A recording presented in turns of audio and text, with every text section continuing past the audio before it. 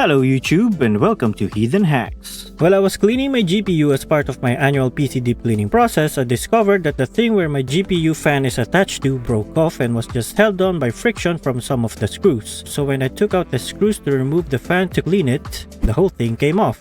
I tried to reattach it to the fan shroud using an adhesive, but unfortunately it didn't work.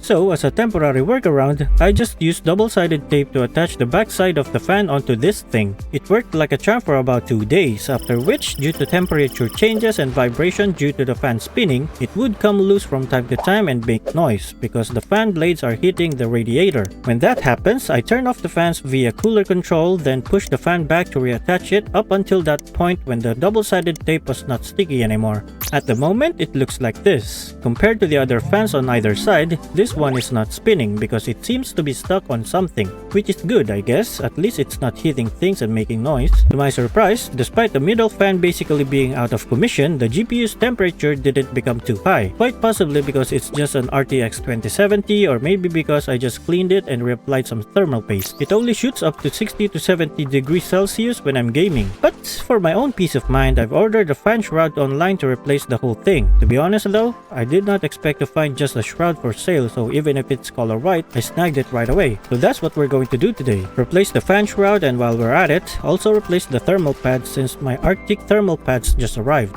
Let's go!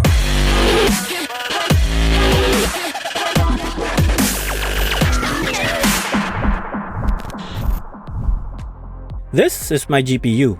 It's a Gigabyte Windforce RTX 2070 that I purchased when I upgraded my whole rig last 2019. It's going to turn 5 years old this coming July, and honestly I can still play the games that I want to play with it, so I really have no reason to upgrade just yet, except it sometimes run out of VRAM when I play some games on high settings and record some clips using OBS at the same time. Before we begin, let's first add some protection onto these copper contacts because it would be bad if we accidentally scratch them. As mentioned earlier, this part right here is the problem. This is the thing that broke off, and this is the shroud that we're going to use as replacement. It has a white and silver colorway and it came with some free screws.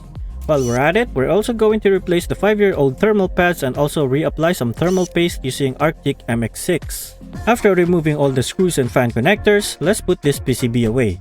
Let's remove the fan shroud and then let's put the radiator away as well. As you can see here, this is the thing where I used to attach the backside of the fan.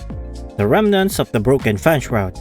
Now let me just remove these fans. I'll be back later. Just finished removing the fans from the fan shroud. Let's put this thing away, then attach the fans to the new fan shroud. Now that we're done with the transfer, not gonna lie, it looks kinda cool. We just have to clean the PCB using this thing before applying new thermal pads. Okay. Just finished cleaning and adding the new thermal pads, but since the one I bought apparently has the wrong thickness and I don't want to delay this project any longer, I just basically stacked some of them together to make them thicker. I ended up quite short and have nothing to apply to this part. I may need to replace them depending on the performance, but as of writing, it's performing as expected. For the thermal paste, I'm going to add it off screen since I'm too lazy to set up my tripod. And we're done with the reassembly. The PCB looks like it's bowed, but it's because of lens distortion, so it's nothing to worry about. Now we just have to plug it in and see if it works. There we have it. Thanks for watching and see you again next week. Maybe.